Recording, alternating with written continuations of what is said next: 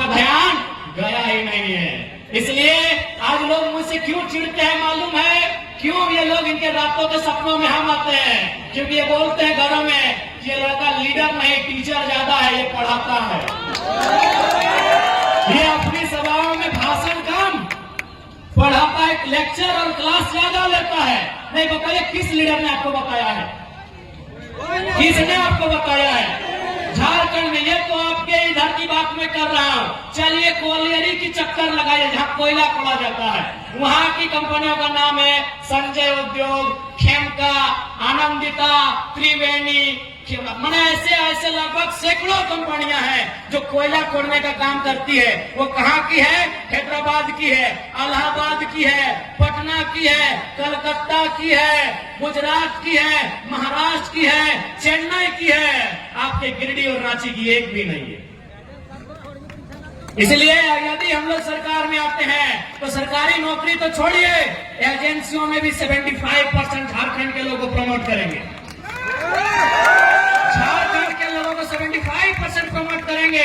और आपको मालूम है सरकार क्या चीज है, ये आपको मालूम है। उसके बाद चूंकि ये लोग ये तर्क देते हैं कि भारत के संविधान में कहीं इस बात का जिक्र नहीं है कि हम किसी को जाति के आधार पे, धर्म के आधार पे उनको नौकरियों में आने से रोके। सही बात है। भारतीय संविधान आर्टिकल 15 और 16 को पढ़िएगा, उस आर्टिकल में कहीं इस बात का जिक्र नहीं है। वहां क्या लिखा है कि हम किसी को धर्म, जाति, लिंग, मूल स्थान, जन्म स्थान इत्यादि के आधार पर भेदभाव नहीं कर सकते हैं। लेकिन ध्यान रखिएगा वहां भाषा का जिक्र कहीं नहीं, हम भाषा के आधार पर रुकेंगे।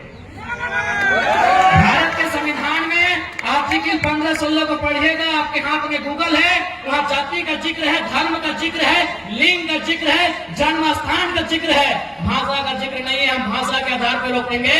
गिरिडीह में परीक्षा गिरिडीह की भाषा के आधार पर लेंगे। अब सवाल है कि कैसे भाषा के आधार पर परीक्षा लेने से कैसे रुकेंगे? भाषा के आधार पर यदि हम परीक्षा लेंगे तो कैसे रुकेंगे? उदाहरण के लिए मान के चलिए हमने हिंदी में कोई पेपर लिखा और उस पेपर में सवाल आया एक मुहावरा, आंख का तारा, इसका मतलब क्या होता है? आग बबूला होना, इसका मतलब क्या होता है? कमर कसना, इसका मतलब क्या होता है? तो आपके साथ साथ आधा भारत के लोग इसका उत्तर जानते हैं कि आंख का तारा मतलब होता है बहुत प्यारा, कमर कसना का मतलब होता है तैयार होना, आग बबूला का मतलब होता है गुस्सा होना, क्रोधित होना।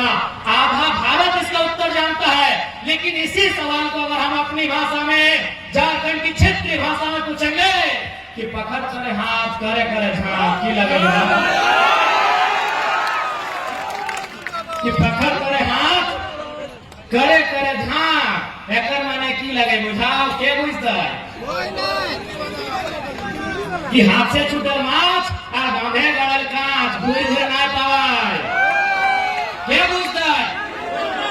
यानी अगर गवर्नमेंट के पास दिमाग हो तो वे फॉर्म भी ले लेंगे और वे रुक भी जाएंगे। लेकिन न इनके पास दिमाग है और न दिल है, इसीलिए पत्थर दिल होके झारखंड की नौकरियों को बेच रहे हैं। मैं कोई दिखावटी नहीं, मैं जो हूँ सुख हूँ। लेकिन हाँ इतना कह देंगे, मैंने 2 साल झारखंड को देखा, बहुत करीब से देखा। लगभग नहीं करने को 20 करोड़ मुआवजा हम लोग लड़के दिलाए, 20 करोड़ रुपया हम लोग मजदूरों को लड़के दिलाए। कहीं कहीं नहीं भी दिला पाए, ये भी सही है, लेकिन 20 करोड़ और लगभग 1500 नियोजन हम लोग लड़के दिलाए।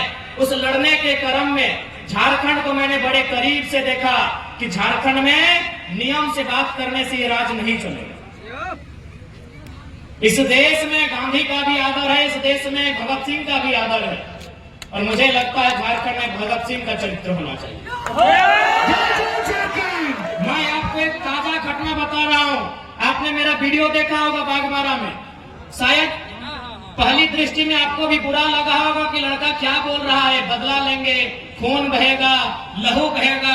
आपके परिवार को हम देख लिए हैं, आपको भी लगेगा चूंकि वो 30-40 सेकंड का वीडियो है, लेकिन असली सच्चाई क्या है अगर आप सुनिएगा तो आपके पांव के नीचे से जमीन खिसक जाएगा। दरअसल बागमारा के उस कोयलेरी में 133 मजदूर काम करते हैं। अच्छा एक बात बताइए, अगर कोई कहीं काम करता है तो उसके काम का साधारण सा लड़का 2 साल पहले उसे गांव के लोग ठीक से नहीं जानते थे। आज वो राज्य में चर्चा का विषय है। मैं 24 साल के इतिहास का तो पढ़ने के रहा हूं। एक बार एक इतिहास हमको बताइए। आज बहुत सारे लोग कहते हैं अरे इस राज्य में रोज आंदोलन हो रहा है, कभी राजभवन के सामने हो रहा है, कभी मुख्यमंत्री के आवास में हो रहा है, कभी डीसी कार्यालय के सामने हो रहा है, कभी विधानसभा के सामने हो रहा है। तो रोज नेता बनना चाहिए, कहां बन रहे हैं? अगर और हम तो जिस आंदोलन की शुरुआत किए थे 50 लड़के थे।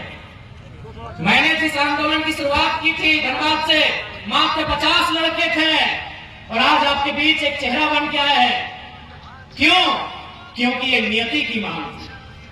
नियति चाहती थी कि कोई आए सामने तो झारखंड के मुद्दों पे खुल के बात करे, कोई आए सामने तो झारखंडियत पे खुल के बात करे, लेकिन कोई बात नहीं करना चाहता था। वो कहते हैं ना कि बिल्ली से तो हर कोई परेशान है, लेकिन घंटी बांधेगा कौन?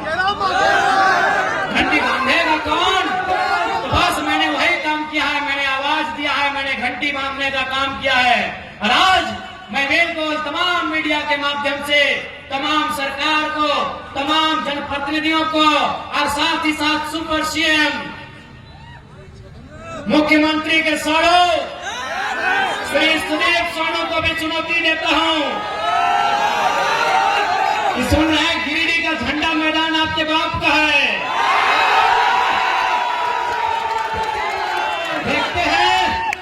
देखते हैं सोनू जी वो भी झंडा मैदान कब तक आपके बाप का रहता है।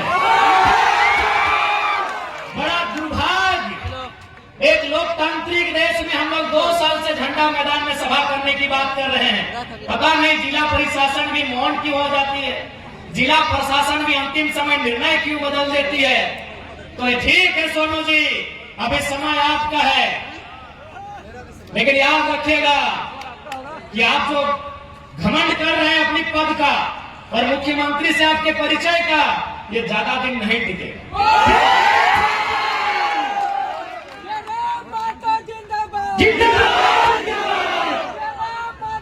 और याद रखिएगा, इस बार गिरिडीह की जनता आपसे हिसाब लेगी।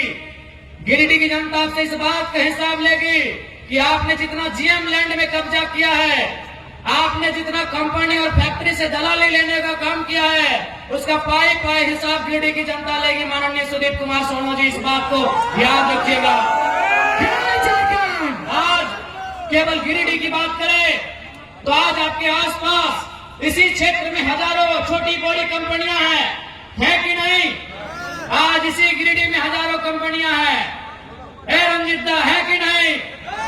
हाँ मनोज दा, इसी गिरिडीह में हजारों कंपनियां हैं। आज आप देख सकते हैं हर एक कंपनियों से धुआं निकलता है, लेकिन विधायक मौन है। अब सवाल ये उठता है कि विधायक मौन क्यों है?